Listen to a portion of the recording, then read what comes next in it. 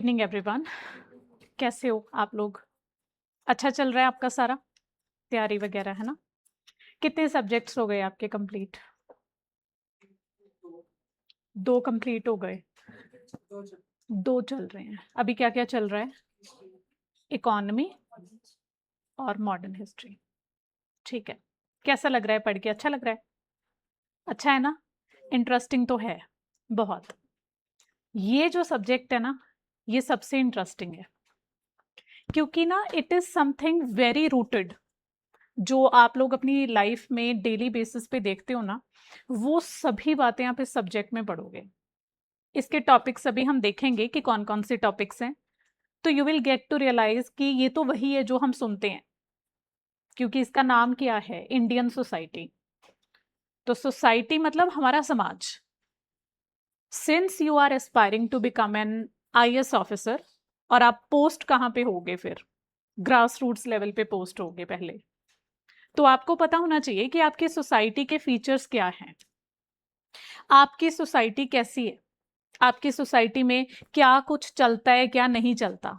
जो अब तक शायद आपको गलत पता था या कम पता था, वो आपको अभी ज्यादा पता लग जाएगा ये सब्जेक्ट पढ़ के, है ना? अब जैसे आप बाकी सब्जेक्ट्स में थोड़ा सा एनालिटिकल होते हैं कि कुछ पॉजिटिव देख लिया, कुछ नेगेटिव देख लिया, फिर बैलेंस्ड व्यू से आंसर दिया, सेम वैसा ही हमें इस सब्जेक्ट में भी करना है। सबसे पहले हम इसका सिलेबस देखते हैं। मतलब स्टार्ट करने से पहले we should get to know कि हमने क्या क्या कवर करना है। वैसे दो टॉपिक्स हैं जो मेरे पास अभी हैं आपके। एक तो सोसाइटी है और दूसरा सोशल जस्टिस है। जो सोसाइटी वाला पोर्शन है आपका, वो होगा GS1 में, और जो आपका सोशल जस्टिस वाला पोर्शन है वो होगा GS2 में। वो GS2 में आता है गवर्नेंस के साथ में। तो कौन कौन से टॉपिक्स हैं उनको एक बारी हम देख लेते हैं कि कौन से टॉपिक्स हमने एग्जैक्टली करने हैं। तो ये आपके सिलेबस की हेडिंग्स हैं जो कि ऐसे नहीं लिखी हुई थी आपके वहां पे, लेकिन मैंने मतलब टॉपिक वाइज पॉइंट वाइज इनको बना दिया सो दैट हमें क्लैरिटी आ जाए कि हमें करना क्या है ना? पहला टॉपिक क्या है हमारे पास? Salient features of Indian society and diversity of India. इसमें आप पूरा पढ़ेंगे कि इंडियन सोसाइटी में क्या कुछ चलता है, कितनी इंडिया में डाइवर्सिटी है। देखो वैसे तो इंडिया में ना बहुत ज्यादा प्रॉब्लम्स नहीं है, 3-4 प्रॉब्लम्स ही है मेन। तो वो सभी प्रॉब्लम्स को हम एड्रेस करेंगे, और आज की क्लास का हमारा टॉपिक भी यही है। आज हम ये टॉपिक कवर करेंगे, salient features of Indian society और डाइवर्सिटी के बारे में पढ़ेंगे। ठीक है? ये जो आपकी क्लास रहने वाली है ना, सबसे पहली बात तो ये है कि ये बहुत ज्यादा इंटरेक्टिव रखो आप इस क्लास को। मतलब आप लिख लोगे आंसर्स, लेकिन आपको जो डेवलप करना है वो आपका थॉट प्रोसेस डेवलप करना है। अगर आपको सोचना आ गया ना, तो आपको लिखना आ जाएगा अपने आप ही। अगर थॉट्स नहीं आए, सही टाइम पे थॉट्स नहीं आए, तो आप लिख नहीं पाओगे। सो इन क्लासेस का जो मेन ऑब्जेक्टिव है वो ये है कि आपके थॉट प्रोसेस को इतना ज्यादा मजबूत कर देना है कि आप देखोगे क्वेश्चन और आपको समझ में आ जाएगा कि अच्छा इसमें ये लिखना है, ये लिखना है, ये लिखना है, और ये नहीं लिखना है। That is the motive.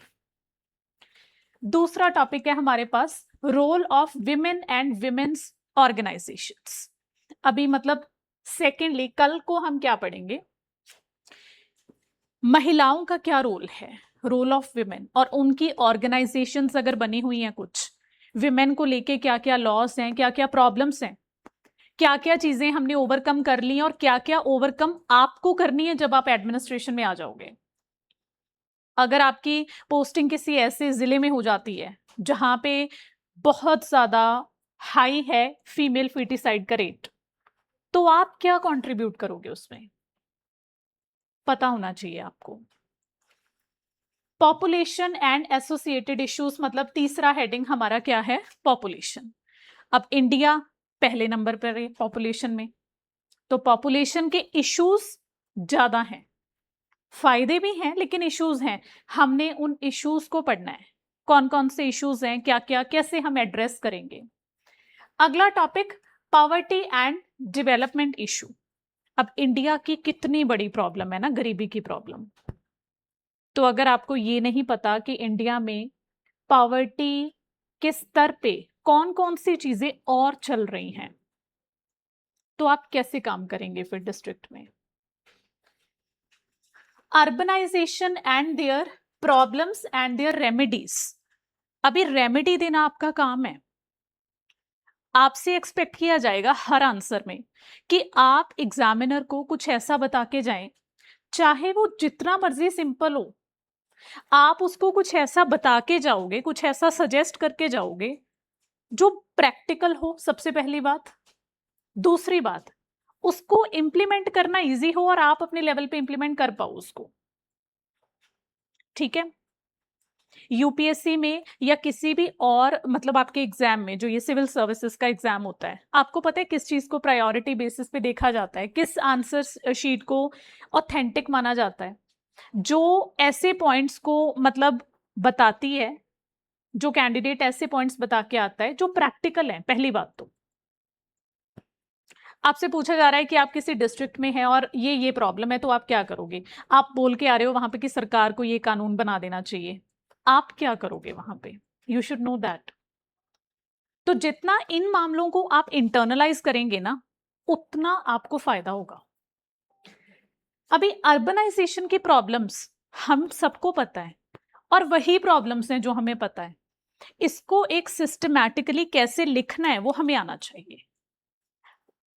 Effects of globalisation on Indian society. अब इंडिया के समाज पे कितना बड़ा असर है ग्लोबलाइजेशन का, आप देखो कितना बड़ा असर है।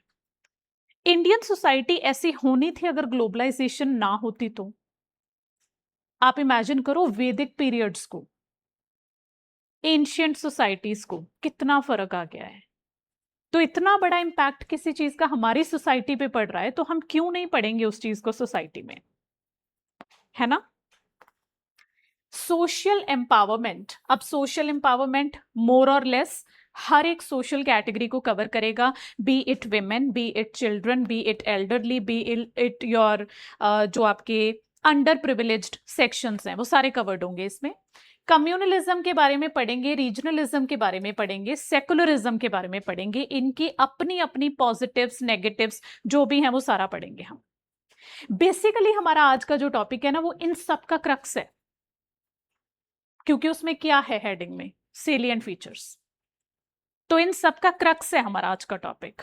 इसमें हम विमेन के बारे में भी पढ़ेंगे, फैमिली के बारे में भी पढ़ेंगे, ग्लोबलाइजेशन के बारे में भी पढ़ेंगे, एवरीथिंग, क्योंकि वो फीचर तो है। फीचर का मतलब क्या होता है कि इंडियन सोसाइटी में किसी चीज को मतलब किसी चीज ने क्या प्रभाव डाला है, जो फीचर बन गया बाद में उसका, तो हम सभी चीजें पढ़ेंगे। ठीक है? ये आपका सोसाइटी का सिलेबस है। अब जो पेपर 2 में आपका बेसिकली सिलेबस मेंशन्ड है वो ये है, सेकंड पेपर में। इसमें आपका काफी स्पेसिफाइड सिलेबस है, जैसे आपको पढ़ना होगा एनजीओज, एसएचजीज मतलब सेल्फ हेल्प ग्रुप्स हो गए, और डोनर्स और चैरिटीज वगैरह, इनका क्या रोल रहता है। बेसिकली एक पढ़ लिया ना तो आपका आंसर बन जाएगा। उसके बाद में चाहे आपको 3600 इंस्टीट्यूट के नाम बता दिए जाएं, हर एक का आंसर आप लिख लोगे अगर आपको एक का रोल समझ में आ गया।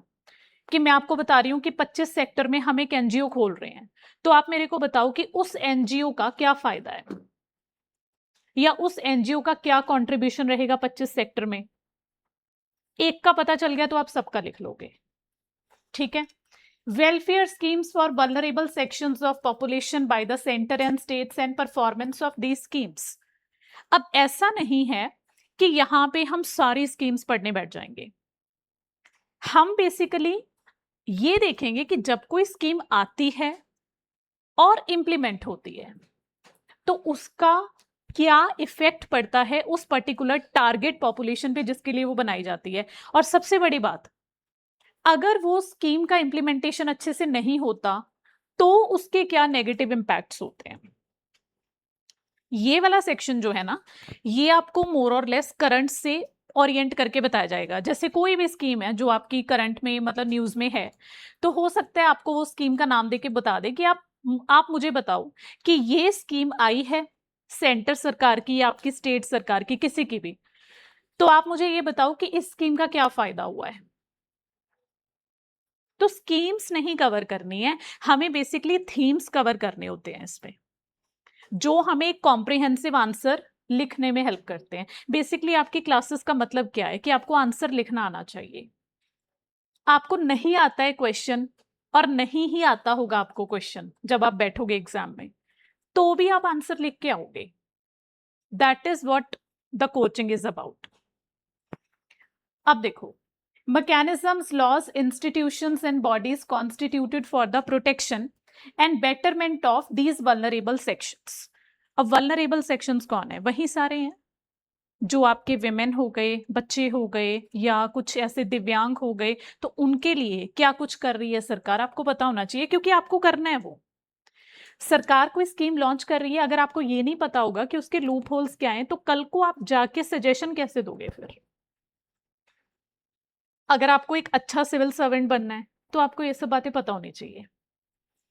ठीक है। Issues related to development and management of social services. अब कौन कौन सी सोशल सर्विसेज एक्सप्लिसिटली मेंशन्ड है?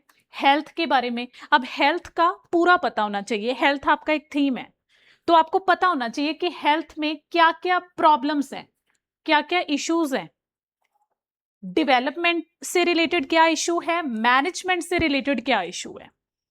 ये इशू आपको कैसे पता चलता है? सरकारी हॉस्पिटल में चले जाओ, सारे इश्यूज पता लग जाने हैं कि क्या इश्यूज है तो वही जो आप देखते हो, लेकिन उसको एक अच्छी लैंग्वेज में फॉर्म करके आपको लिखना कैसे है कि पढ़ने वाले को मजा आ जाए कि क्या टर्मिनोलॉजी यूज कर दी आपने। It is all about words.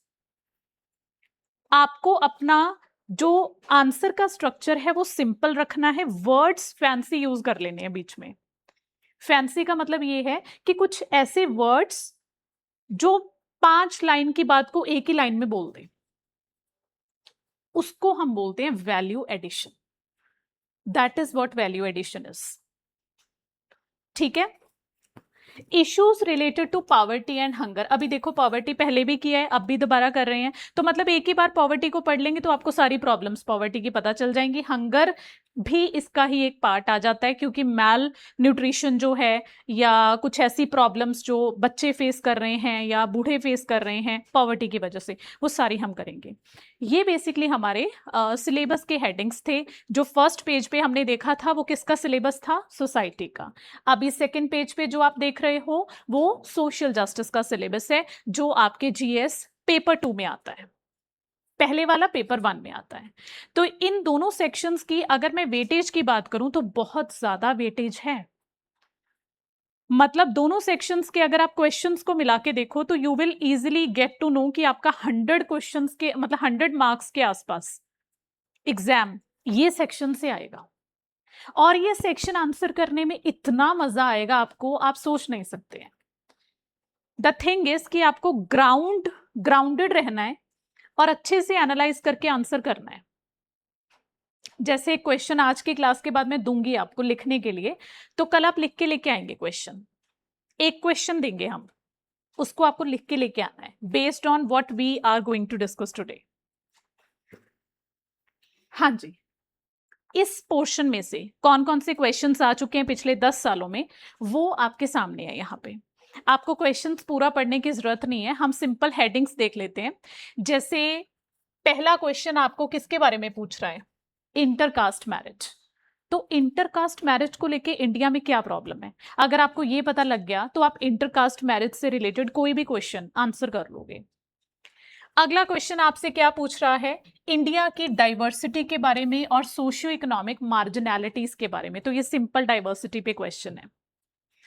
अगला क्या पूछ रहा है कि मैरिज जो है, जो शादी है, कहते कि उसने ना अपनी वैल्यू खो दी है मॉडर्न इंडिया में।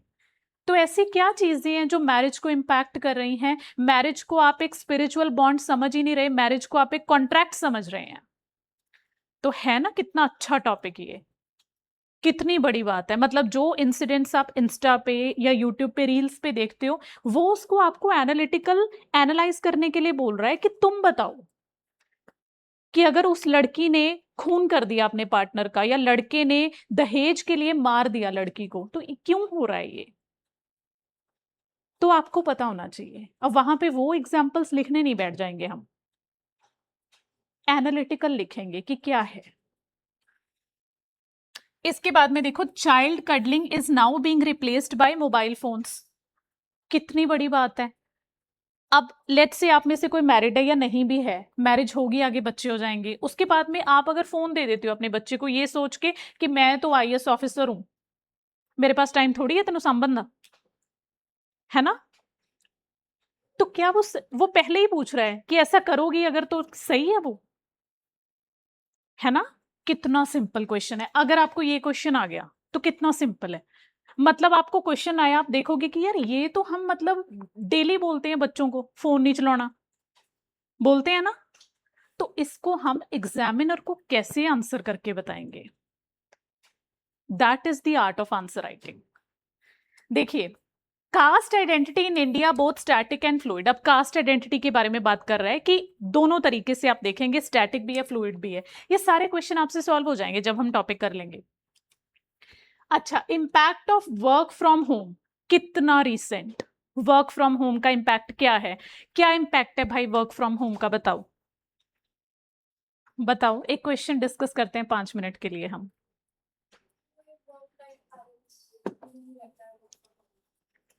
अच्छा, बैलेंस नहीं रहता है, मतलब किस बात का बैलेंस नहीं रहता।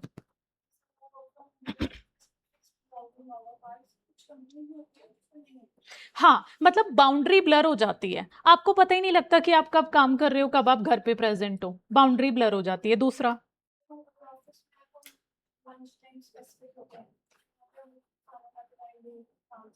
हाँ वही है कि बाउंड्री ब्लर हो जाती है पर्सनल और प्रोफेशनल लाइफ की। और क्या तकलीफ है वर्क फ्रॉम होम में।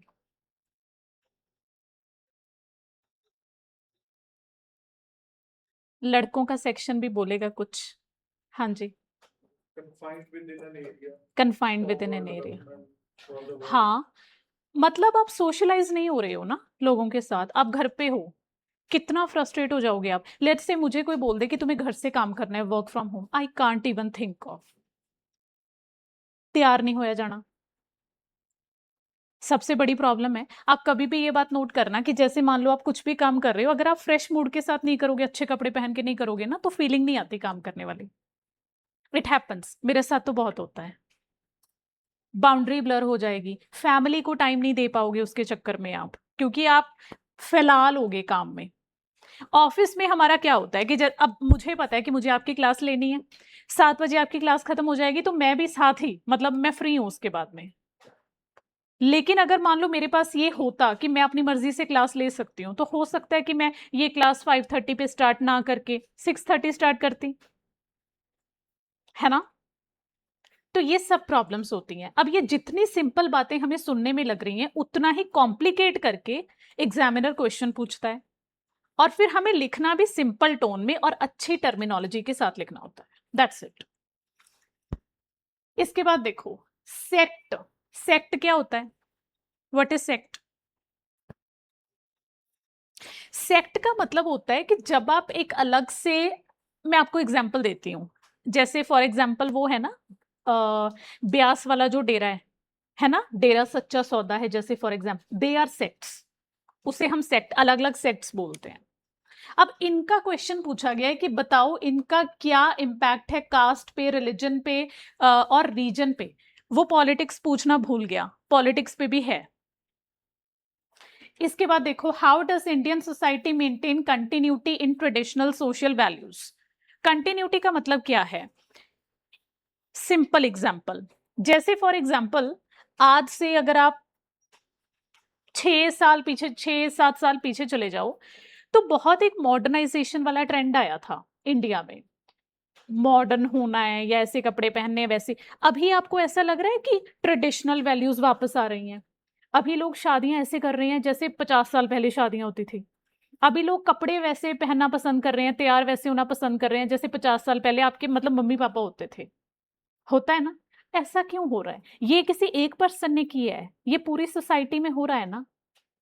तो इस पे क्वेश्चन है कि आपकी जो सोशल वैल्यूज है ना, इनको आपका समाज कैसे मेंटेन करता है, ट्रेडिशनल वाली वैल्यूज को। इतना ज्यादा गड़बड़ माहौल है ग्लोबलाइजेशन का, सो कॉल्ड वेस्टर्नाइजेशन का, तो भी आप तो मैनेज कर ही रहे हो। और दूसरी बात, enumerate the changes taking place in it. अब ये भी बताओ कि चेंज क्या हो रहा है।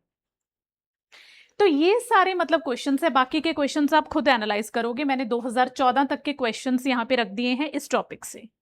बाकी के क्वेश्चंस आप पढ़ के खुद एनालाइज करेंगे और देखेंगे कि इस टॉपिक को करने के बाद में आपसे उस क्वेश्चन के 3-4 पॉइंट आपको लिखने आ रहे हैं। अगर आपको लिखने आ रहे हैं तो आप इंट्रो, बॉडी, कंक्लूजन आराम से बना लोगे उसका। ठीक है, एक चीज जो आपको अच्छे से करनी है वो है न्यूज़पेपर रीडिंग। अगर आप न्यूज़पेपर नहीं पढ़ रहे तो आप ये समझ लो कि आप तैयारी नहीं कर रहे। It is as simple as that. तो डेली बेसिस पे न्यूज़पेपर को 1.5 आवर्स देना कंपल्सरी कर दो आप, नहीं तो नहीं होएगा, मैं बोल रही हूं आपको। क्योंकि न्यूज़पेपर से ना आपको बहुत अच्छी एग्जांपल्स मिल जाएंगी, स्पेशली सोसाइटी की। सोसाइटी क्या मतलब हर चीज की एग्जांपल मिल जाएगी। जितना लेटेस्ट आपका देखो, बेसिक आपका सेम है, example will make the difference. जिसने जितना लेटेस्ट और जितनी सिंपल एग्जाम्पल आज के टाइम से निकाल के दे दी ना, उसका आंसर हिट हो जाएगा और बाकी आंसर फेल हो जाएंगे। After all it is all about कि आपको अपनी आंसर शीट को अलग करके दिखाना है। लिख तो सभी लेंगे, है ना। पहला टॉपिक है हमारा salient features of Indian society. तो सबसे पहले हम देखते हैं फाउंडेशंस ऑफ इंडियन सोसाइटी में क्या क्या है। देखो, सबसे पहली बात ये है principle of diversity and cultural units. कहते हैं इंडिया में ना बहुत ज्यादा डाइवर्सिटी है, बहुत ज्यादा कल्चरल यूनिट्स बनी हुई हैं। Diversity in terms of what? In terms of everything. कौन सी चीज है ऐसी इंडिया में जो सेम है? कितनी डाइवर्सिटी है? अगर आप बात करो, चलो सबसे पहले आप बात करो डाइवर्सिटी में, रिलीजियस डाइवर्सिटी। कितने सारे रिलीजन्स इंडिया में को एग्जिस्ट करते हैं। हिंदुइज्म है, इस्लाम है, ठीक है, सिखिज्म है, ज़ोरास्ट्रिज्म है, आपके मतलब और जो रिलीजन्स हैं, कितने सारे रिलीजन्स हैं, कितने सारे सेक्ट हैं जो इंडिया में काम करते हैं। अच्छा, इसके अलावा linguistic, very good, linguistic diversity. आपके कॉन्स्टिट्यूशन के 8 शेड्यूल में आपके पास 22 लैंग्वेजेस रजिस्टर्ड है, और बताओ आप। तो 22 तो उसमें है। अगर आप 2011 के सेंसस के अकॉर्डिंग बात करें ना, तो आपके पास अप्रोक्सीमेटली 20,000 के आसपास अलग अलग डायलेक्ट्स हैं। डायलेक्ट समझते हो आप? डायलेक्ट का मतलब होता है एक ही लैंग्वेज को बोले जाने का अलग अलग तरीका।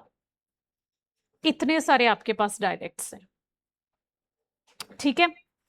अच्छा, इसके अलावा सबसे बड़ी जो डाइवर्सिटी है वो है आपकी कल्चरल डाइवर्सिटी। अभी कल्चरल डाइवर्सिटी में बहुत सारी चीजें आती हैं। सबसे पहले आप कल्चरल डाइवर्सिटी में ये देखो, आप क्लोथिंग का ट्रेंड देखो। पंजाब में कैसी क्लोथिंग है आपको पता है। सेंट्रल इंडिया में कैसी क्लोथिंग है, साड़ीज का ट्रेंड है। सदर्न इंडिया में कैसी क्लोथिंग है, ईस्टर्न इंडिया में क्लोथिंग पैटर्न चेक करो, और आपका मतलब अपर इंडिया में क्लोथिंग, नॉर्दर्न इंडिया में क्लोथिंग पैटर्न चेक करो आप, कितनी डाइवर्सिटी है। इसके अलावा खाने पीने की आइटम्स चेक करो आप। पंजाब की जो मतलब स्टेटमेंट आइटम है, what is the statement item of Punjab? हाँ, सरों दा साग दे नाल मक्की दी रोटी। Very good. थोड़ा बहुत Punjabi is okay in this class, ठीक है। सो बेसिकली पंजाब के खाने के पैटर्न्स आप चेक करो कि हम बहुत वीट बेस्ड चीजें खाते हैं। सेंट्रल इंडिया में जाओगे ना, पल्सेस बहुत है वहां पे। एमपी तो आपका पल्स हब है, वो दाल वगैरह ज्यादा खाते हैं। सदर्न इंडिया में आप जाओगे तो आपको पता है कि क्या ट्रेंड है, इडली वगैरह का, मतलब ऐसे ट्रेंड है। तो कितना क्यूजीन्स के मामले में हम डिफर कर रहे हैं। फेस्टिवल्स के मामले में आप देखो डाइवर्सिटी, कल्चरल डाइवर्सिटी। तो फेस्टिवल्स देखिए आप, हर इवन न्यू ईयर के कितने वेरिएंट्स हैं इंडिया में। कोई न्यू ईयर कब मना रहा है, कोई कब मना रहा है, कोई कब मना रहा है। तो इतनी सारी डाइवर्सिटी है, लेकिन रह हम फिर भी एक ही कंट्री में रह रहे हैं। इसीलिए इंडिया में यूनिटी इन डाइवर्सिटी का कॉन्सेप्ट है, पता है। जहां इतना कुछ डिफरेंट है, इतना कुछ मतलब अलग है, तो भी एक पॉपुलेशन साथ में रह रही है इकट्ठे।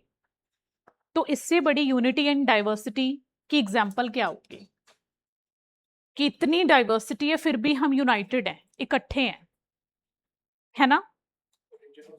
हाँ जी, हाँ, रीजनल डाइवर्सिटी भी है, रीजनल डाइवर्सिटी भी है, वेरी गुड। इसीलिए तो हमारे पास रीजनलिज्म का वो भी है ना टॉपिक, वो हम उसमें पढ़ेंगे। तो जितनी मतलब आपको डाइवर्सिटीज लिखनी है आप इसमें लिख सकते हो, क्योंकि हर एक चीज इंडिया में अलग है, सेम तो कुछ भी नहीं है ना? उसके बाद में द जाति सिस्टम, प्रैक्टिकल हायरार्की जो फॉलो होती है। देखो दो सिस्टम है, एक तो आपके पास है वर्ना सिस्टम और एक आपके पास है जाति सिस्टम। ये जो वर्ना सिस्टम है ना, इसमें आपके 4 वर्नास आते हैं, वही जो आपको पता है, ठीक है? ब्राह्मण्स, उसके बाद में क्षत्रियास, फिर वैश्यास, फिर शूद्रास। मतलब ये सब ना वैदिक काल से चला आ रहा है हमारे इंडिया में, कि पहले ये था अकॉर्डिंग टू ऑक्यूपेशन, फिर हमने बर्थ के अकॉर्डिंग इसको फिक्स कर दिया। जितना टाइम ऑक्यूपेशन के ऊपर मतलब बेस्ड था उतना टाइम तो फिर भी ठीक था ये सिस्टम, लेकिन जब आपने टैग लगा दिया ना कि जिसका जन्म इस पर्टिकुलर श्रेणी में हो जाएगा, वो क्या होगा, वो इस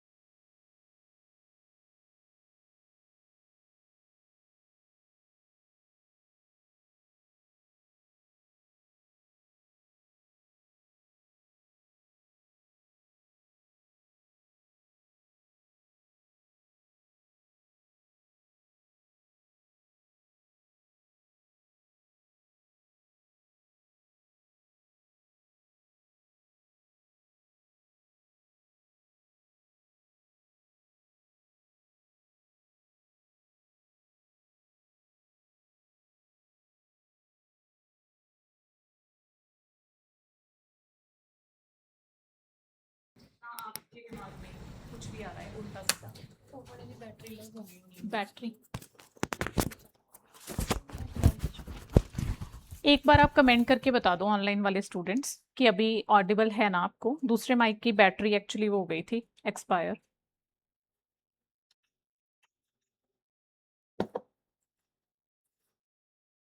आप बता देना ऑनलाइन, ठीक है, कि ऑडियो वगैरह है प्रॉपर।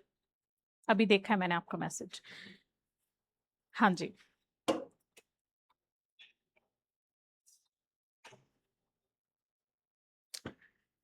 एंडोगैमी का मतलब समझ में आ गया आपको। अच्छा, एक और बात, प्योरिटी और पोल्यूशन का कॉन्सेप्ट। प्योरिटी पोल्यूशन से क्या समझते हो आप लोग? आपको लगता है कि आज भी ऐसा होता होगा कि अगर मान लो कोई दलित है, दलित समझते हो, शेड्यूल कास्ट से बिलोंग कर रहा है ना, अगर आज भी कोई दलित है तो आपको क्या लगता है कि आज क्या उसको इस बात के लिए मना किया जाता होगा कि हम नहीं उस बर्तन में खाना खाएंगे जिसमें तुम खा रहे हो? चल रहा है ऐसा आजकल?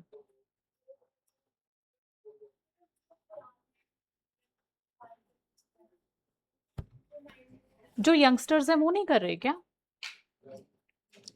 आप एक बात बताओ मुझे, हम यहाँ पे जितने लोग हैं, हम में से कोई दलित कैटेगरी को बिलोंग करता है, ठीक है? आप मुझे इंक्लूड ना करो, मैं स्टूडेंट के पर्सपेक्टिव से आपको बताती हूँ तो आपको अच्छे से समझ में आएगा, ठीक है? मेरी बात मैं बाद में करूंगी। आप में से कोई स्टूडेंट है जो दलित कैटेगरी को बिलोंग करता है, तो आप ये बताओ कि जिस दिन आपकी पहली क्लास थी और आप एक दूसरे से इंट्रोड्यूस हो रहे थे, तो आप में से कितने स्टूडेंट्स कंफर्टेबली ये बात बता देंगे एक दूसरे को कि yes I belong to that category? आप अपना अपना सरनेम मतलब उतना ही कंफर्टेबली बताओगे जितना कोई ब्राड बता रहा है या सिद्धू बता रहा है। होता है ऐसे? नहीं होता ना। नहीं करते लोग कंफर्टेबल फील। अभी मैं अपनी बात करती हूँ। मैं काम कर रही हूँ यहाँ पे, मेरे साथ और भी लोग काम कर रहे हैं। मान लो हम में से कोई है जो दलित कैटेगरी को बिलोंग करता है, लेट्स से, वो अपनी आइडेंटिटी छुपाएगा। ही और she will try to portray as if कि वो जनरल कैटेगरी का है। होता है ना ऐसे? क्यों? ऐसा क्यों है? ये आपको लिखना है अपने आंसर में। ऐसे पॉइंट्स लिखने हैं जो हार्ट टचिंग हो कि एग्जामिनर पढ़ आंसू आ जाए आंखों में देख के। इतना इमोशनल होना चाहिए। ऐसा क्यों होता है कि आप दिखा नहीं पा रहे हो भाई कि मैं मतलब मैं शेड्यूल कास्ट कम्युनिटी से बिलोंग कर रही हूं, तो मैं बता क्यों नहीं पा रही इस बात को कि मैं बिलोंग कर रही हूं? हम्म जज करेंगे। रिस्पेक्ट, आपकी रिस्पेक्ट नहीं करेंगे। क्यों भाई? आप थोड़ी ना दादे वाले जमाने दे हो तुसी। You are youngsters, educated people, तो हम भी तो छुपा रहे हैं ना। तो ये जो यूटेंसिल्स वाली बात है ये आज भी होती है और बहुत प्रोमिनेंट होती है ये। और इतना डीपली मतलब हमारी सोसाइटी में कास्ट इनग्रेन्ड है ना कि इक्वालिटी इक्वालिटी इक्वालिटी जिसकी हम बार बार बात करते हैं, कुछ नहीं है ऐसा। जहां इनइक्वालिटी है वहां इतनी परफेक्ट है कि आप हिला ही नहीं सकते उस इनइक्वालिटी को। इसीलिए तो ये टॉपिक सब भी आपके एग्जाम में पूछे जा रहे हैं, नहीं तो कास्ट का 100 साल बाद यूपीएससी के पेपर में आना इंडिया जैसी कंट्री में, ये अपने आप में एक डिग्रेडिंग बात है कि आपको अभी भी पढ़ना पड़ रहा है कि यार कास्ट के क्या इश्यूज हैं हमारे। अभी तक यही नहीं समझ में आया कि कास्ट के क्या इश्यूज हैं। हर साल पूछी जा रहे हैं आपसे, और जब तक खत्म नहीं होती तब तक पूछेंगे।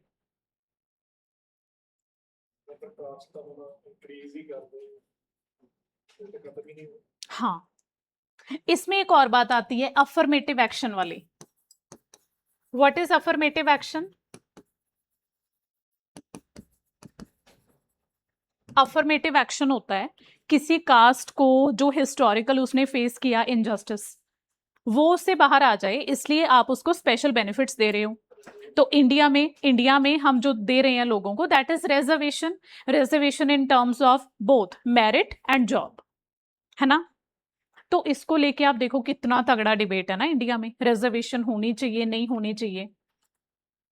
सबसे पहली बात तो ये है कि जब भी आप आंसर लिखोगे ना, आपका आंसर कभी भी ब्लैक और व्हाइट नहीं होगा। Your answer has to be grey, grey zone में, और ग्रे से आपको व्हाइट की तरफ चले जाना है थोड़ा सा जंप करके कंक्लूजन में, तो एक बैलेंस्ड आंसर हो जाएगा। आपको ये नहीं बोलना है कि रिजर्वेशन नहीं होनी चाहिए, तो रिजर्वेशन नहीं होनी चाहिए तो सरकार बेवकूफ है, तो आप बोल रहे हो ना ये। अगर आप बोल रहे हो कि रिजर्वेशन नहीं होनी चाहिए, तो इसका मतलब आप ये बोल रहे हो कि सरकार जो रिजर्वेशन प्रोवाइड कर रही है वो बेवकूफ है। रिजर्वेशन होनी चाहिए, होनी ही चाहिए रिजर्वेशन, तो इसका मतलब क्या हुआ कि आप चमचे हो, आप तो एनालाइज ही नहीं कर रहे कुछ। आप कोई ऐसी बात बताओ, बीच में से निकाल के कोई ऐसी बात लेके आओ जो ये बताए कि रिजर्वेशन जो चल रही है इसके ऊपर डिपेंडेंसी कैसे कम करें हम, ताकि कल को कोई शेड्यूल कास्ट वाला बंदा है, कोई दलित बंदा है, या कोई ऐसा पर्सन है जिसको आप रिजर्वेशन प्रोवाइड कर रहे हो, वो बंदा आके खुद आपसे बोले कि यार मिन्नू की लोड है reservation the, I am capable enough, तो मैं आपके बराबर कॉम्पीट करूंगा या करूंगी, मुझे क्यों दे रहे हो आप रिजर्वेशन। ऐसा बोलता है कोई? नहीं बोलता ना। चलो 100 में से कितने लोग होंगे जो मान लो ऐसे होंगे जिनको रिजर्वेशन की जरूरत है? 50 है, 50 को जरूरत नहीं है रिजर्वेशन की, वो भी नहीं बोलते। तो आपको दोनों माइंडसेट समझने पड़ेंगे, लोगों का माइंडसेट भी समझना पड़ेगा और साथ में सरकार का माइंडसेट भी समझना पड़ेगा। ठीक है, इसके बारे में अच्छे से बात करेंगे बाद में हम। तो ये कास्ट के कुछ प्रॉब्लम्स हैं जो हमें डाइवर्सिटी में देखने को मिलती हैं। इसके बाद देखो सिंक्रेटिज्म।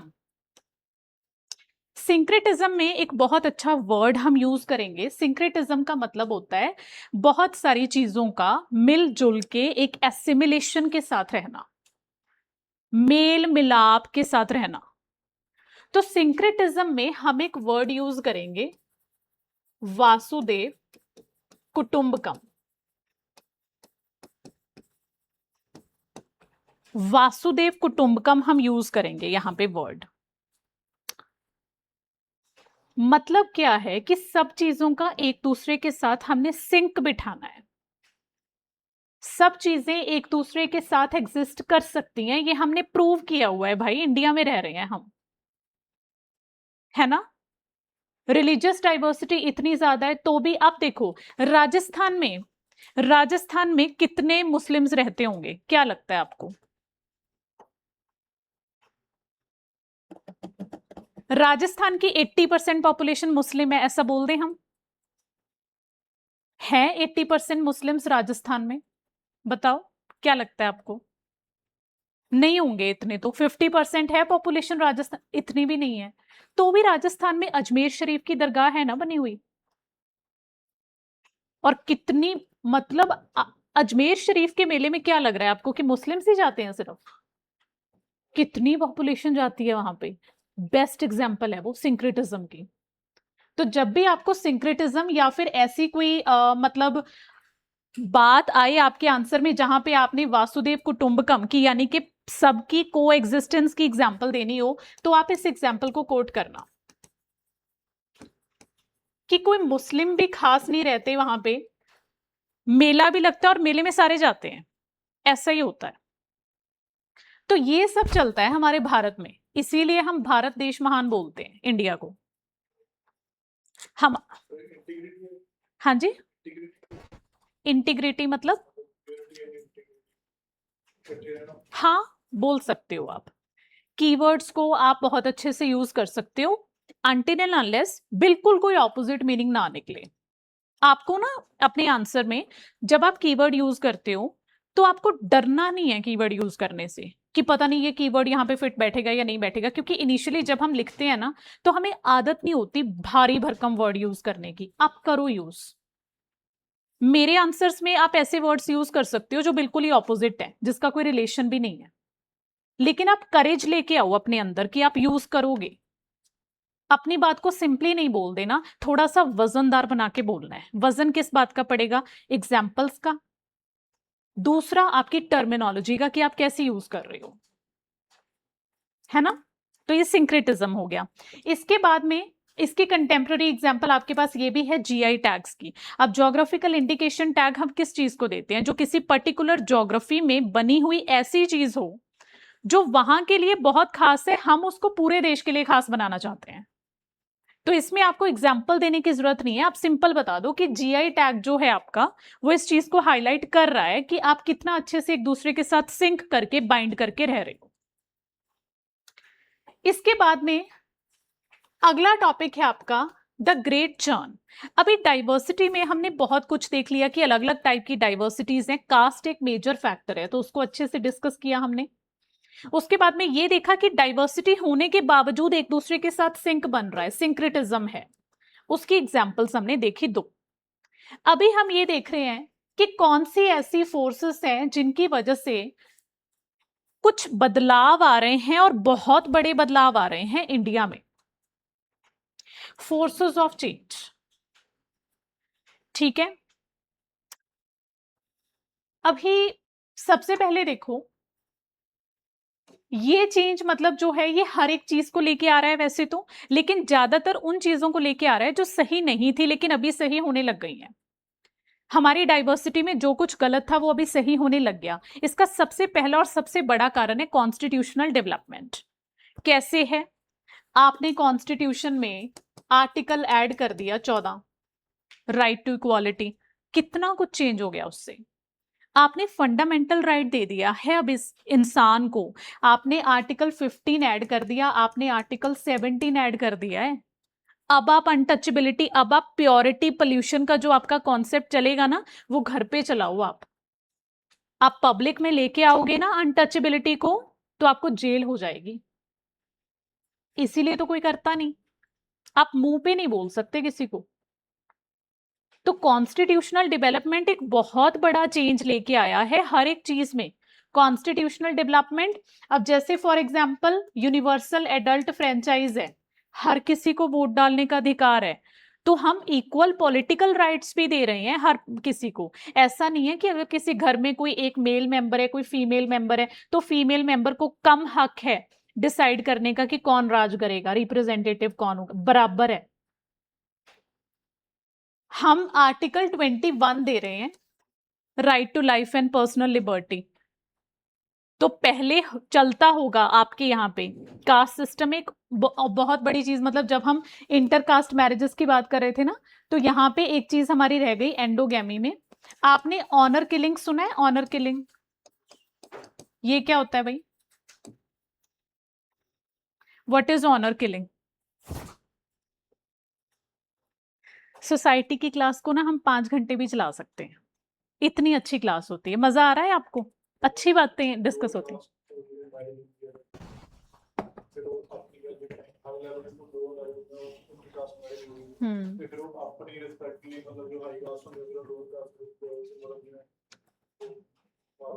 मान लो किसी लड़की ने ना भाग के शादी कर ली किसी ऐसे लड़के के साथ जो उसकी कास्ट का नहीं था, तो कई फैमिलीज में ऐसा ट्रेंड होता है ना, और वो इसको बहुत फॉर्मली और बहुत बोल्डली मतलब न्यूज में लेके आते हैं, है ना, कि साडी इज्जत नु दाग लाता, असी तो मारांगे।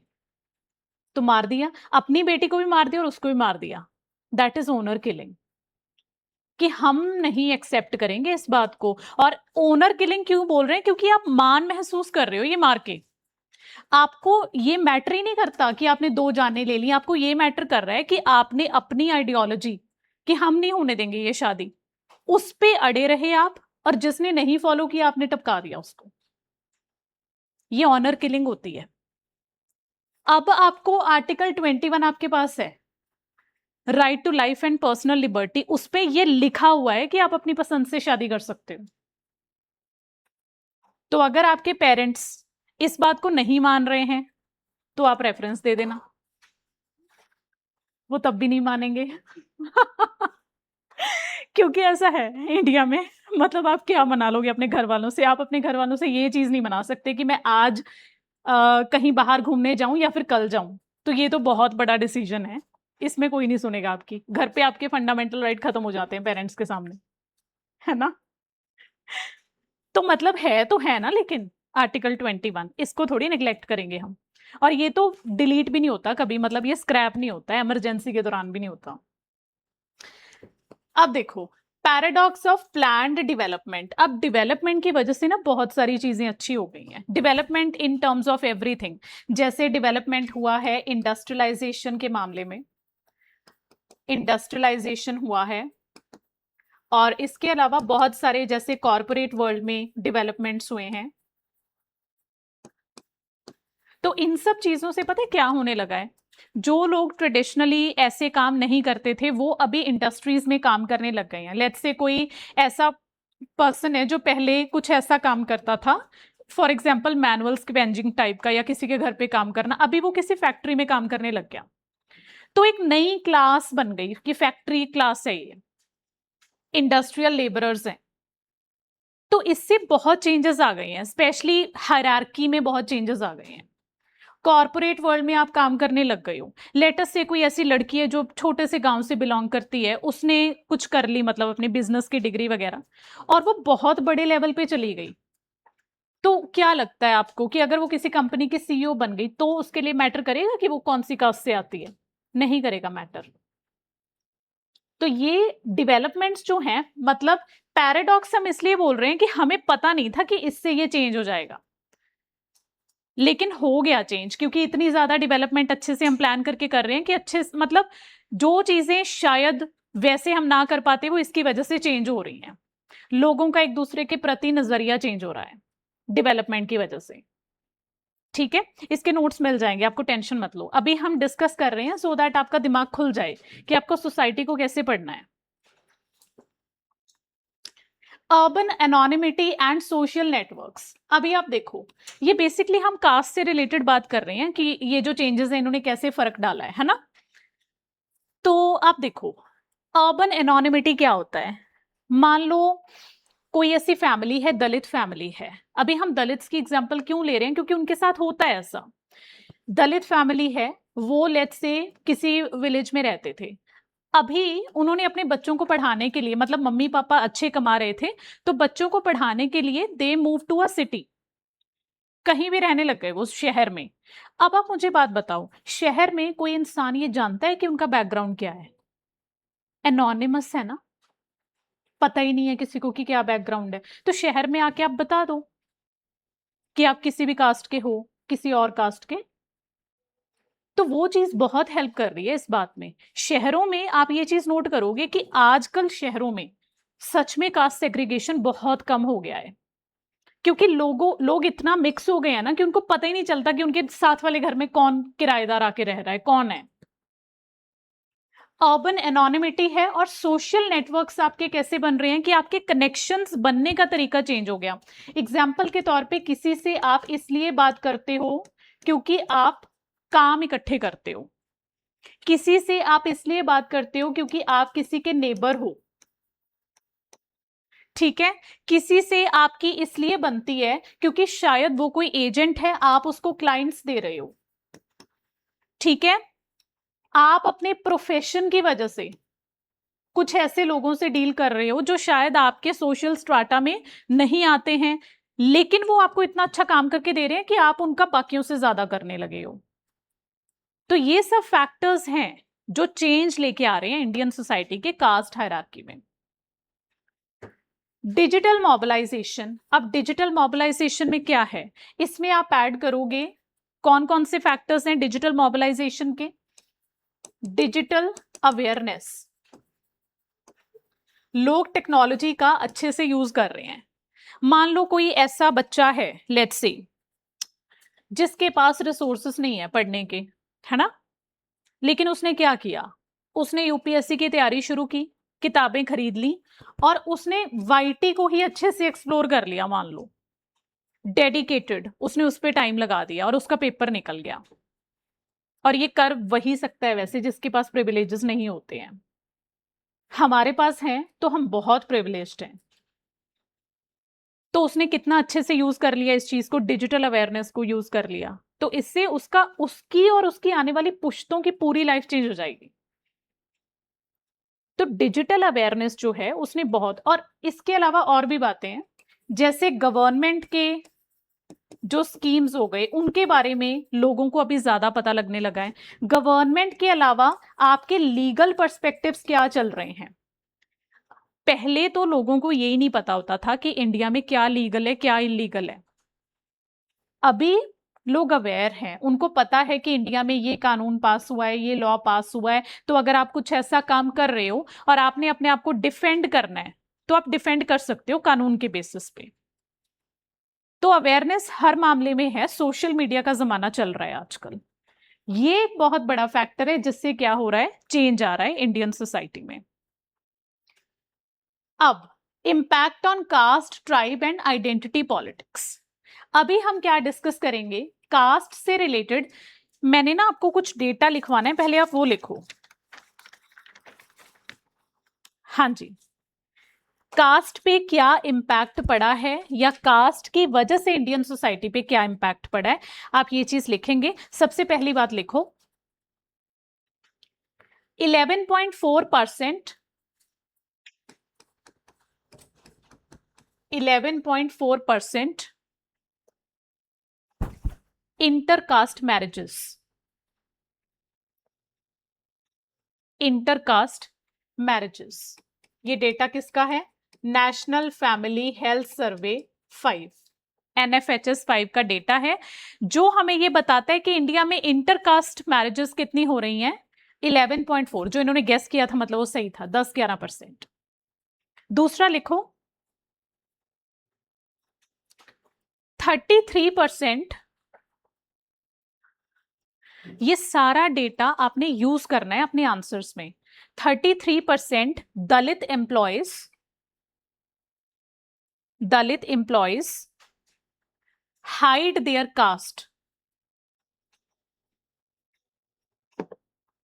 Hide their caste. ये किसका डेटा है, ब्रैकेट में लिखो, Equality Labs report, Equality Labs report 2023। क्या हम अपने एग्जाम में इतना पुराना डेटा यूज कर सकते हैं, आप कर सकते हो। आप 2020 का डेटा भी यूज कर सकते हो, आपको कोई मनाही नहीं है। बस वो डेटा सही होना चाहिए और सोर्स सही होना चाहिए। आप कितना भी पुराना डेटा कोड कर दो, 2015 का कैलकुलेशन आप कोड कर दो, कोई प्रॉब्लम नहीं है। हम ट्राई करते हैं कि रीसेंट होना चाहिए, लेकिन आप 4-5 साल पुराना भी कोड कर सकते हो, क्योंकि कई बार इंडाइसेस ऐसे होते हैं कि आते ही 3-4 साल बाद है, तो वही कोड होएगा फिर पुराना। अगला लिखो, 33.3%, 33.3% head count ratio, head count ratio of Dalits, comma डाल के लिखो, 15.6% ऑफ अदर्स। ये 2015 का डेटा है, 2015 डाल लो ब्रैकेट में। हेड काउंट रेशियो क्या होता है, इकोनॉमी में एक टर्म होती है head count ratio. Head count ratio का मतलब होता है वो लोग जो पॉवर्टी लाइन यानी कि गरीबी रेखा के नीचे आते हैं, that is called as head count ratio. तो दलित्स के लिए हेड काउंट रेशियो 33% है। मतलब अगर 100 दलित हैं तो उसमें से 33 लोग ऐसे होंगे जो बीपीएल कैटेगरी में बिलोंग करते हैं, बिलो पॉवर्टी लाइन। अदर्स कौन है, जो बाकी कैटेगरीज के हैं, तो उनका हेड काउंट रेशियो 15% है। मतलब वो 100 में से 15 है। तो मतलब गरीबी में भी बहुत फर्क है, कास्ट बेस्ड अगर हम बात करें। ठीक है, इसके अलावा ये पॉइंट आपका अर्बनाइजेशन में भी कहीं ना कहीं काम आ जाएगा, इसको आप लिखो, 20.3% slum population, 20.3% slum population, arrow डाल के लिख लो दलित्स। क्या समझे आप इससे, स्लम क्या होते हैं, ये जो पीछे एरिया है स्लम एरिया। हाँ, तो स्लम्स में रहने वाले लोग जो हैं, अगर वो 100 लोग हैं तो उसमें से 20 लोग दलित्स होंगे, 100%। ठीक है, इसके अलावा आप लिखो, ये इंपॉर्टेंट है, आपने कभी इसका नाम सुना है? एनसीआरबी का, नेशनल क्राइम रिपोर्ट्स ब्यूरो। इसका 2022 का डेटा है जो आपको ये बता रहा है कि आपका एक एक्ट है SC/ST prevention of atrocities act, atrocities act. मतलब ये एक्ट का काम क्या है इंडिया में कि अगर कहीं पे भी पूरे इंडिया में SC और ST के साथ कोई जुल्म हो रहा है, कोई वायलेंस हो रहा है, तो इस एक्ट के तहत आप सेंट्रल लेवल पे कंप्लेंट को फाइल करा सकते हो, ऑनलाइन भी ऑफलाइन भी। तो एनसीआरबी का 2022 का डेटा हमें क्या बता रहा है कि इस एक्ट में एनुअली आपको जो रिपोर्ट्स मिल रही हैं, जो कंप्लेंट्स मिल रही हैं, वो कितनी हो सकती हैं बताओ? एक साल में कितनी कंप्लेंट्स फाइल होती होंगी, मतलब इस वायलेंस की जो इनके खिलाफ हो रहा है? It is 67,000 complaints. तो आप सोच लो कि क्या नंबर है। 67,000 कंप्लेंट्स या केसेस रजिस्टर हो रहे हैं इस एक्ट में।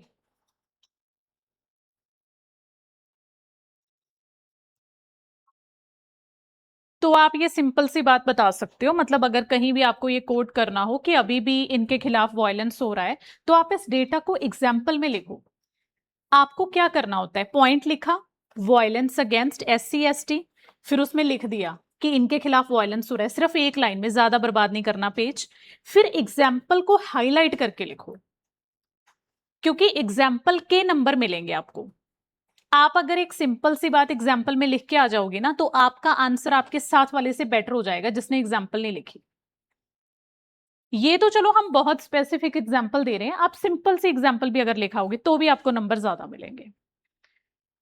तो you have to make sure कि जो भी आप पॉइंट अपने आंसर में दे रहे हैं ना, आप उसकी एग्जाम्पल साथ में लिखें ही लिखें, पक्का। चाहे कुछ भी लिख दो आप, कुछ भी, मतलब ऐसा नहीं है कि बिल्कुल फिक्शनल लिख दिया, कुछ सिंपल सा भी लिख दोगे तो भी चल जाएगा। ठीक है, अभी देखो, wealth remains highly skewed. Skewed का मतलब होता है कि टिल्टेड है वेल्थ। 41% ऑफ नेशनल वेल्थ किनके पास है? अपर कास्ट के पास है। और जो STs हैं, मतलब आप ट्राइबल पॉपुलेशन देखो कितनी ज्यादा है इंडिया में, बहुत सारी ट्राइब्स हैं, इनके पास सिर्फ कितनी वेल्थ है? 3%, 4% मतलब रफली। तो ये भी आपको पता होना चाहिए। कंटेम्प्रेरी एग्जाम्पल पे उसने क्या बताया है? Sustain political push for nationwide caste census reflects the ongoing effort to quantify these economic disparities for targeted affirmative action. अब एफर्मेटिव एक्शन और टारगेटेड हो सके, इसीलिए तो सोशियो इकोनॉमिक कास्ट सेंसस की इतनी ज्यादा डिमांड हुई थी इंडिया में, और इसीलिए हमें वो चीज करनी पड़ रही है। क्यों करनी पड़ रही है? क्योंकि इसकी डिमांड हो रही है। आपसे ना क्वांटिटी पूछी जा रही है कि आप ये देखो कि हमारे इतने केस हैं एक साल में, तो इसके हिसाब से आप हमें बोल रहे हो कि हम रिजर्वेशन नहीं होने देंगे। आप ये देखो कि हमारा लेवल क्या है आपके हिसाब से। तो ये क्वांटिफिकेशन की डिमांड कर रहे हैं सारे, कि अभी भी डेटा ऐसा है जो इतना स्क्यूड है। कहां आप 41% की बात कर रहे हो, कहां आप 4% की बात कर रहे हो, मतलब 10 गुना कम है। कोई 1-2% की बात नहीं हो रही यहां पे। ठीक है, तो ये सब बातें आपने याद रखनी है। इसके बाद में हम सेक्ट्स की बात करेंगे। जो सेक्ट्स मैंने आपको बताए थे, जैसे राम रहीम सेक्ट हो गया, या वो मतलब आपका हो गया ब्यास वाला सेक्ट हो गया। अब इन सेक्ट्स का क्या इंपैक्ट होता है इसकी हम बात। सबसे पहली बात तो ये बताओ कि सेक्ट बनता क्यों है? आपको ऐसा क्यों लगता है कि लोग, मतलब क्यों डेरियां च जाना क्यों शुरू कर देंगे हैं? बताओ,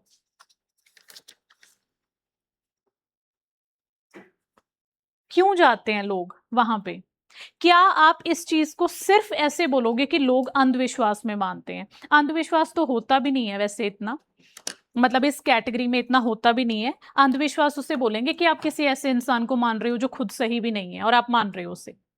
लेकिन कुछ लोग हैं जो बहुत अच्छा प्रीच करते हैं, जो दुनिया को मतलब अच्छी बातें समझाते हैं कि ऐसे करना है, ऐसे करना है, तो लोग जाते हैं वहां पे।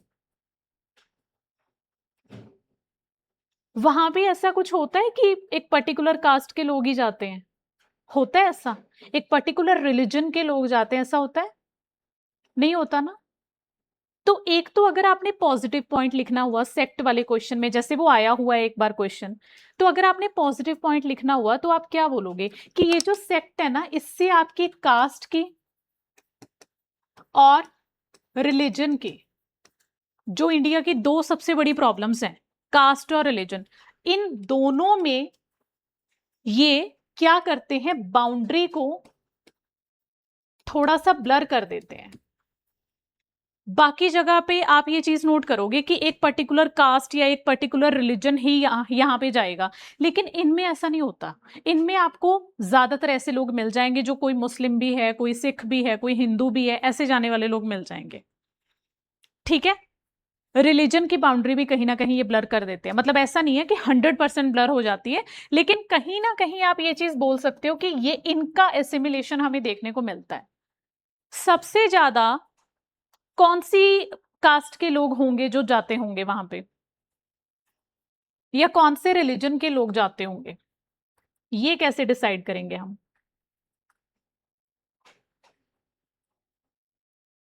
बताओ।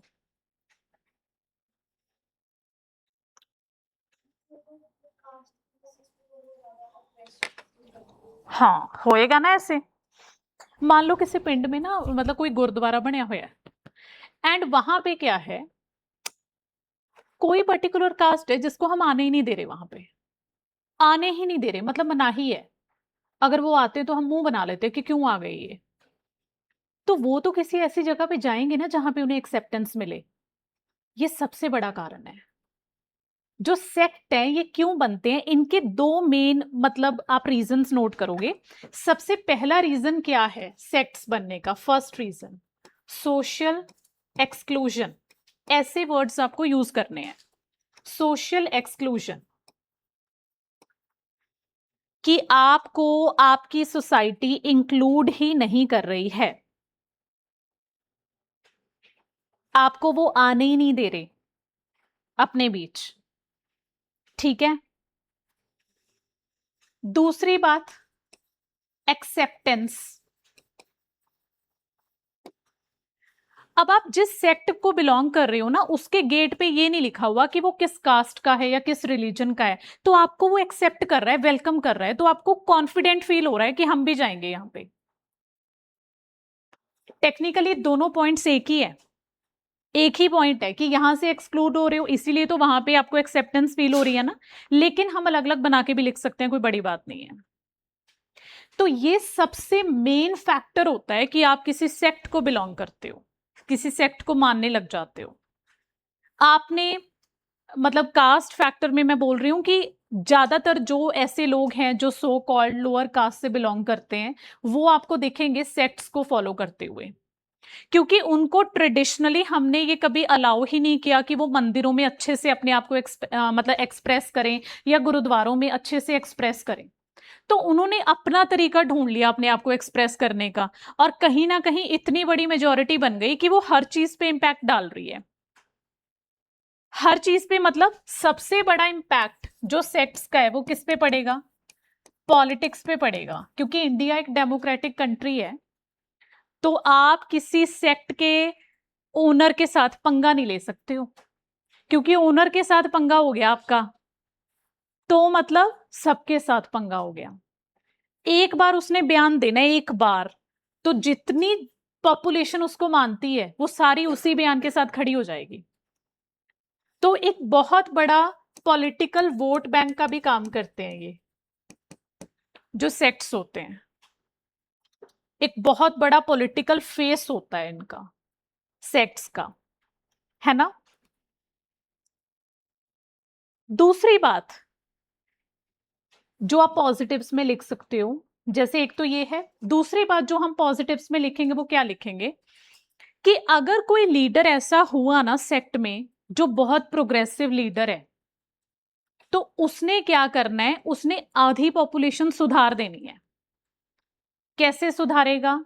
मान लो कोई लीडर है जिसको बहुत लोग मानते हैं, कोई ऐसे बाबा जी हैं जिनको बहुत लोग मानते हैं और वो अच्छे भी हैं, एक्चुअली वो प्रीच कर रहे हैं अच्छा, और अगर उनके जो फॉलोअर्स हैं वो उन पे पूरा ब्लाइंड ट्रस्ट करने लग गए तो वो उनसे कुछ भी करा सकते हैं फिर, और वो मानेंगे वो चीज। तो इससे कहीं ना कहीं आपकी क्या कम हो सकती है? हर चीज कम हो सकती है जो वो कम करना चाहे। तो इक्वालिटी बढ़ सकती है। मतलब आप जैसे भी मोल्ड करके लिख दो पॉइंट को, कि अगर लीडर चाहे, जो सेक्ट का लीडर है वो कुछ भी करा सकता है अपनी पॉपुलेशन से। वो कल्चरल एसिमिलेशन में हेल्प करेगा, वो सिखाएगा उनको कि आपको कैसे दूसरों की रिस्पेक्ट करनी है, कैसे आपको एक्सेप्टेंस लेके आनी है। वो एक पॉजिटिव नोट छोड़ के जाएगा सोसाइटी में। तो सेक्ट में, मतलब सेक्ट की जो आइडियोलॉजी है ये बहुत मैटर करती है। अगर आइडियोलॉजी प्रोग्रेसिव है तो इससे आपकी हाफ ऑफ सोसाइटी जो उसको फॉलो करती है वो प्रोग्रेसिव हो जाएगी। हाँ जी, हाँ, वो नेगेटिव में लिखेंगे हम। वोट बैंक का भी ऐसे ही है, नेगेटिव ही है वोट बैंक वाला पॉइंट, कि आप किसी एक इंसान को अगर मतलब नहीं नाराज कर रहे तो आप एक पूरी पॉपुलेशन खरीद सकते हो उस बेसिस पे। अगर आपकी किस पर्टिकुलर पॉलिटिकल पार्टी के साथ बनती है और आप लीडर हो, तो आपने अपने फॉलोअर्स को बोल दिया कि इनको वोट डालना है, तो वो उसी को वोट डालेंगे, तो कहां गई आपकी डेमोक्रेसी? ये नेगेटिव में आ जाएगा। समझ गए? तो ये पॉइंट्स निकालना ना आपका दिमाग बहुत जल्दी सीख जाएगा। जैसे इनके दिमाग ने निकाला है ना कि इसको तो हम नेगेटिव भी बोल सकते, आप बोल सकते हो नेगेटिव। मैंने बोला है कि वो आप सभी से अच्छा काम करा लेगा, बुरा करा नहीं सकता, करा सकता है। तो हर तरीके से आप किसी भी पॉइंट को लिख सकते हो। बस आपको क्या नहीं करना है लिखते हुए? डरना नहीं है। यहां पे जितने एक्सपेरिमेंट्स आप करोगे ना अपनी आंसर राइटिंग के साथ में, उतना आप मेंस में अच्छा लिख के आओगे पूरा। और मेंस में टू बी ऑनेस्ट ना आपको डरने का टाइम भी नहीं मिलता। वहां पे आप फ्लो बनया होता है पूरा, तो जो आ रहा है बस लिख दो। वहां पे डर की कोई स्पेस नहीं होती है। तो वो सारा डर यहाँ पे निकाल के जाएंगे हम, कि जो आएगा वो तो हम तो लिखेंगे। अगर आपको ऐसा लगेगा ना कि मेरा आंसर पढ़ के मैम को तो हंसी आ जाएगी, या पता नहीं क्या सोचेंगे मेरे बारे में, ऐसा होता है ना, कई बार ऐसा भी हो जाता है। It doesn't matter at all. मजा आता है वैसे आंसर्स पढ़ने में एग्जामिनर को कई बार। मैं आपको एक सिंपल सी एग्जांपल देती हूँ। जैसे ना पोल्यूशन के टॉपिक को सोसाइटी से लिंक करके पूछ लिया था एक बार, कि जो पोल्यूशन वाला टॉपिक, मतलब पोल्यूशन हो रहा है, जो एयर पोल्यूशन हो रहा है, उसमें एक इंडिविजुअल कैसे मतलब अपना वो कंट्रीब्यूट करता है। तो उसमें ना एक टॉपर है, उसने पता है क्या बोल दिया, कि हम जब झाड़ू मारते हैं तो कई बार हम झाड़ू ऐसे मार देते हैं, मतलब उसने लिख दिया उड़ा उड़ा के, तो क्या होता है, डस्ट हो जाती है, तो पोल्यूशन ही है ना वो। सोल्यूशन में क्या लिखा? पोचा लगाना चाहिए। तो अगर पोचा मारेंगे हम तो उससे नहीं होगा पोल्यूशन। आंसर में नंबर पता कितने मिले थे उसको? जैसे अगर मान लो 15 नंबर का क्वेश्चन है, मैं ये पीसीएस मेंस की बात कर रही हूँ, 15 नंबर का क्वेश्चन है, तो ही गॉट 13 नंबर उस आंसर च। ਇੰਨੀਆਂ बेसिक गल्लां, 15 पॉइंट लिख दिए उसने, 15 पॉइंट उसके, 15 पॉइंट उसके, बिल्कुल बेसिक बेसिक बेसिक। क्या हमारे रोल होते हैं, मतलब जो आप सोच भी नहीं सकते ना, उसने वो लिख दिया। मतलब जो बात के लिए आपकी मम्मी आपको मना करती है ना कि एवं नहीं झाड़ू लाना, उसने वो लिख दिया आंसर में, कि एग्जामिनर का बुरा हाल हो जाए चाहे हंस हंस के, मैं तो लिखूंगा। ये कॉन्फिडेंस चाहिए आपको। और जितना आप लोकलाइज कर दोगे ना आपके आंसर को, आप देखोगे कि आपका आंसर ना निखर जाएगा उतना ही, जितना आप मतलब बिल्कुल ऐसे ग्राउंड पे ले आओगे आंसर को। बहुत हाई फाई बातें नहीं करनी होती कभी भी। आप जब एडमिनिस्ट्रेशन में जाओगे तो यू विल फील दिस, कि हाइप पहले ही सी, बाद में कोई हाइप नहीं रहती, बाद में मिट्टी होना है इंसान को, है ना। मिट्टी मतलब ऐसा नहीं है कि आपको डील जब ग्रास रूट लेवल पे करना है तो आप बातें भी वैसी करो ना, पॉइंट ऐसे ऐड कर दो कि आपकी बात ऐसी लगे कि आपने बहुत अच्छी बात की है, सिंपल बात को। अब देखो, तो ये सेक्ट का सारा हमारी डिस्कशन हो गई। अब सेक्ट के ऊपर अगर आपको कोई भी क्वेश्चन आता है तो आप उस क्वेश्चन को लिखने का ट्राई करेंगे सारे, आपको इसके नोट्स मिल जाएंगे। आप उस क्वेश्चन को लिखने का ट्राई करेंगे कि सेक्ट के पॉजिटिव्स क्या हैं, उसके नेगेटिव्स क्या हैं, सेक्ट होना चाहिए या नहीं होना चाहिए। अब आप ये नहीं बोलेंगे कि सेक्ट नहीं होना चाहिए। अगर सेक्ट नहीं होना चाहिए, इंडिया में हम सारे सेक्ट बंद करा देते हैं, क्या होगा? भूचाल आ जाना है एक ही दिन में। आप बोल के दिखाओ किसी बंदे को कि डेरा बंद कर रहे हैं हम, है ना? तो नहीं बंद कर सकते। अच्छा, होना ही होना चाहिए, सेक्ट ही होने चाहिए और कुछ नहीं होना चाहिए, ये भी गलत है। तो निकाल सकते हो ना बैलेंस्ड व्यू। कैसे निकालोगे? पॉजिटिव बताओ, नेगेटिव्स बताओ, और उसके बाद में कॉन्सिक्वेंस बता दो क्या है। कैसे मॉडिफाई कर सकते हैं, कैसे हम अच्छी चीजों का हम एक चेक कैसे रख सकते हैं, ताकि एक डर लगे उस बंदे को कि जो बैठा है उस पोजीशन पे, उसको भी थोड़ा सा ऐसे हो कि मैं अपनी मर्जी से कुछ भी नहीं करा सकता इस देश में, है ना? तो वो सब हम ऐड कर देंगे। इसके बाद में हम थोड़ा सा फैमिली के बारे में बात करते हैं। फैमिली का क्या स्ट्रक्चर है, पेरेंटिंग का क्या स्ट्रक्चर है, ये बहुत इंटरेस्टिंग है टॉपिक। ज्वाइंट फैमिली ज्यादा मशहूर हो रही है या फिर न्यूक्लियर फैमिली ज्यादा मशहूर हो रही है आजकल? Nuclear family. ऐसा क्यों है भाई? न्यूक्लियर फैमिलीज क्यों आ रही हैं? फैमिली स्ट्रक्चर चेंज क्यों हो रहा है? डेटा लिख लो पहले। 50% हाउस होल्ड्स, 50% हाउस होल्ड्स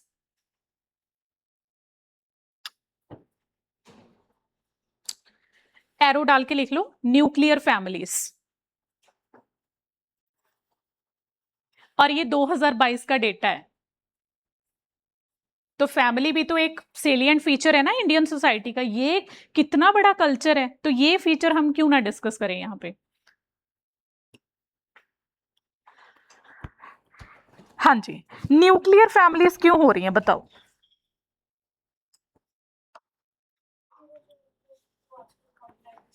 सबसे पहला पॉइंट हमारा यही हो गया, न्यूक्लियर फैमिलीज में क्यों हो रही है न्यूक्लियर? मॉडर्नाइजेशन की वजह से।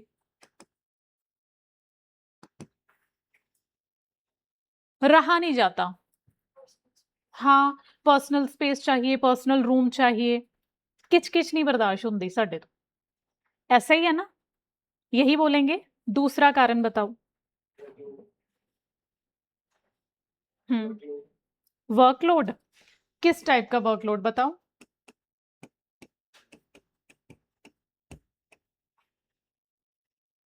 इसमें कुछ भी ऐड कर लो आप चाहे वर्कलोड में। जैसे कोई इंसान थका हारा घर आया है, तो घर पे उसको 10 लोगों के बीच में नहीं बैठना जो अलग ही पंचायत लेके बैठ जाए वहां पे, है ना? एक तो वो कॉर्पोरेट वर्ल्ड ने तपाया हुआ है उसको, ऊपर से घर आके उसको इतने लोगों को अपना वो बताना पड़ रहा है। दूसरी बात, आप एक लेडी के एंगल से देख लो।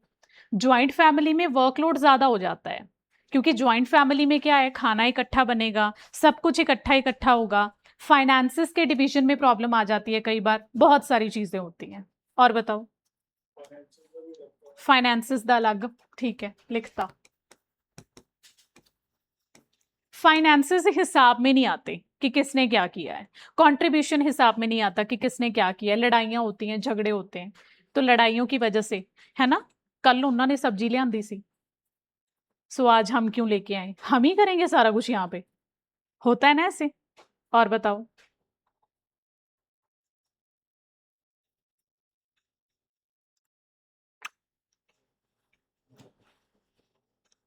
आजकल आपको नहीं लगता कि एजुकेशन एक बहुत बड़ा रीजन हो गया है? एजुकेशन दोनों सेंस में आप बोल सकते हो कि एक तो ये है कि कपल एजुकेटेड है दोनों, तो एजुकेटेड है वो नहीं पसंद करेंगे मतलब लोगों की बातचीत सुनना जॉइंट फैमिलीज में। दूसरा, एजुकेशन में आप ये भी बोल सकते हो कि लोगों को बच्चों को पढ़ाना है, तो अगर वो ऐसे विलेज में रहते हैं जहां पे नहीं है कोई पढ़ाई का सोर्स, तो उनको तो करना पड़ेगा मूव। वो पहले ही डिसाइड करेंगे कि हमें हमारे बच्चे को यहाँ पे एजुकेट कराना है, हम तो वहां जाएंगे। आपको हमारे साथ चलना है तो चलो, नहीं तो हम तो जा रहे हैं, क्योंकि बच्चों का फ्यूचर बर्बाद नहीं करना है। एजुकेशन। और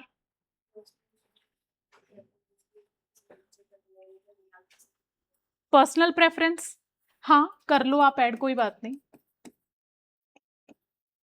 कि आपका पर्सनल जो चॉइस है उसको आप ज्यादा प्रायोरिटी दे रहे हो as compare to collective choice. आपको अपने हिसाब से रहना है, अपने हिसाब से आपको कपड़े पहनने हैं, अपने हिसाब से आपको उठना है, तो आप अपने हिसाब से उठोगे। क्योंकि लड़कियों के लिए ये बहुत बड़ी प्रॉब्लम है। मैं जितनी भी मतलब लड़कियों से यहाँ भी इवन बात करती हूँ ना, जो मैरिड है, वो ये बताते हैं हमें तो दे आर लाइक कि मैडम अगर मान लो हम गांव में रहते होते ना तो हमें 4 बजे उठ के ससुर जी के लिए खाना बनाना पड़ता था, ये करना था, वो 4 बजे उठना पड़ता है, सबको चाय देनी पड़ती है। यहाँ पे क्या है, मौजा ही मौजा है।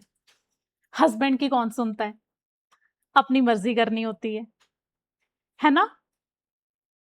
तो ठीक है, पर्सनल आपका चाहिए। अच्छा हाँ, मैनेजमेंट मतलब मैनेज करनी सौखी है। वेरी गुड, मैनेजमेंट इजी है न्यूक्लियर फैमिली का as compare to joint family. Management मतलब हर हिसाब से मैनेजमेंट, आपको फाइनेंसेस का मैनेजमेंट थोड़ा हिसाब में रहेगा, हर चीज का मैनेजमेंट आपका कंट्रोल में रहेगा। सही बात है ये, है ना। एम्प्लॉयमेंट भी एक रीजन है।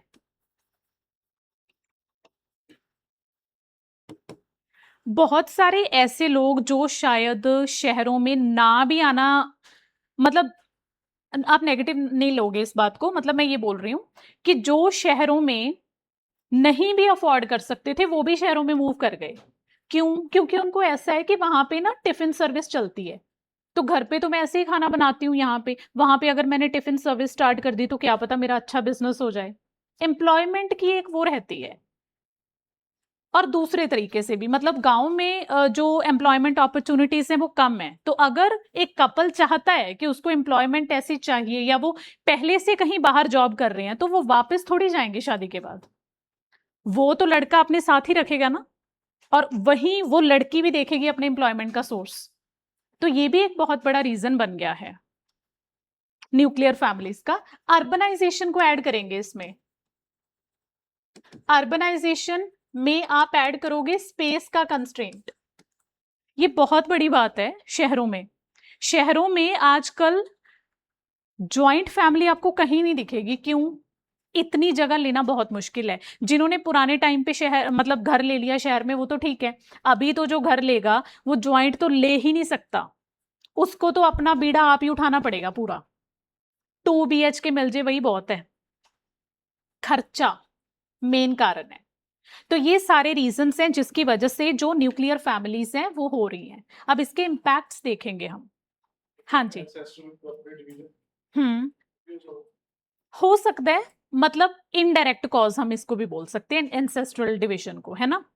इम्पैक्ट बताओ, न्यूक्लियर फैमिली के पॉजिटिव इम्पैक्ट्स बताओ क्या क्या है। पॉजिटिव क्या बोलोगे आप? इसी को डिस्कस करके खत्म करेंगे आज क्लास, है ना। पॉजिटिव बताओ क्या है, न्यूक्लियर फैमिली की वजह से क्या पॉजिटिव हो गया।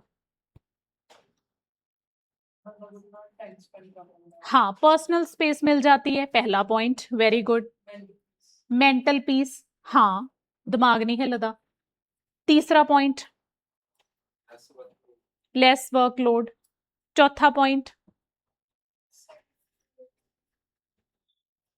हाँ जी, फोर्थ पॉइंट बताओ।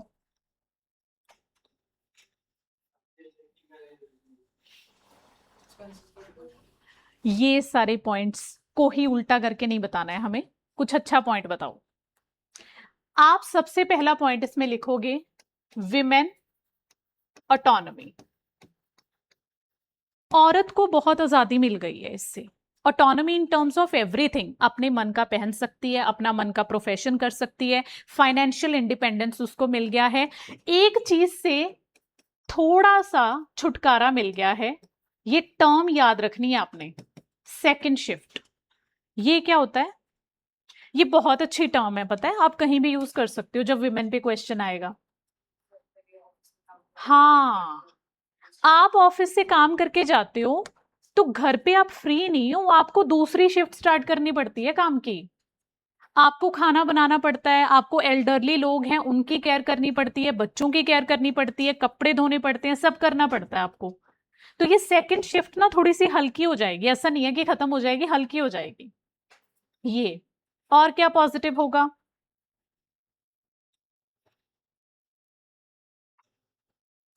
वही बातें हैं, मतलब कि डेवलपमेंट जिसके लिए आप मूव आउट किए थे वो तो हो ही जाएगी आपकी।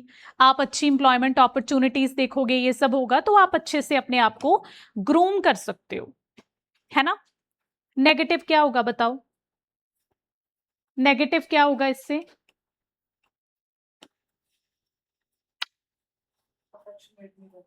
अफेक्शन कम हो जाएगा, हाँ, और प्यार कम हो जाएगा कि बढ़ेगा?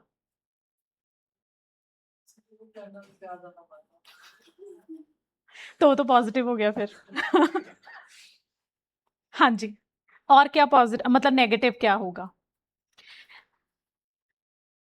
आपके माँ बाप हैं, आप उनको छोड़ के बाहर आ गए, आप तो आ गए, ये क्या करेंगे पीछे फिर? ये सबसे बड़ा नेगेटिव पॉइंट है।